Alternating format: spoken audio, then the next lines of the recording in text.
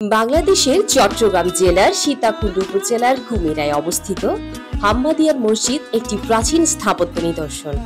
এটি সুলতানি আমলে নির্মিত এবং চট্টগ্রামের দ্বিতীয় প্রাচীনতম মসজিদ হিসেবে চিহ্নিত। বাংলার শেষ হোসেন শাহী বংশের সুলতান গিয়াসউদ্দিন মুহাম্মদ শাহ 1533 থেকে 1538 শাসন আমলে তৎকালীন চাটগাঁও বন্দর শহর থেকে 12 থেকে 13 মাইল উত্তর পশ্চিমে 7 নং কুমিরা ইউনিয়নের মসজিদিয়া গ্রামে এই মসজিদ নির্মিত হয়। প্রথম দিকে এই মসজিদ হামিদিয়া মসজিদ নামে পরিচিত ছিল, যা পরবর্তীতে স্থানীয় উচ্চারণে বিকৃত হয়ে হাম্মাদিয়ার মসজিদ নাম ধারণ করে। মসজিদটি এক গম্বুজ বিশিষ্ট বর্গাকার ইমারত। বাইরের দিকে প্রতি বাহুর দৈর্ঘ্য 6.34 মিটার। চার কোনায় সংযুক্ত 4টি চোঙাকৃতির গোলাকার বুরুজ রয়েছে, প্রতিটির উচ্চতা 6 মিটার।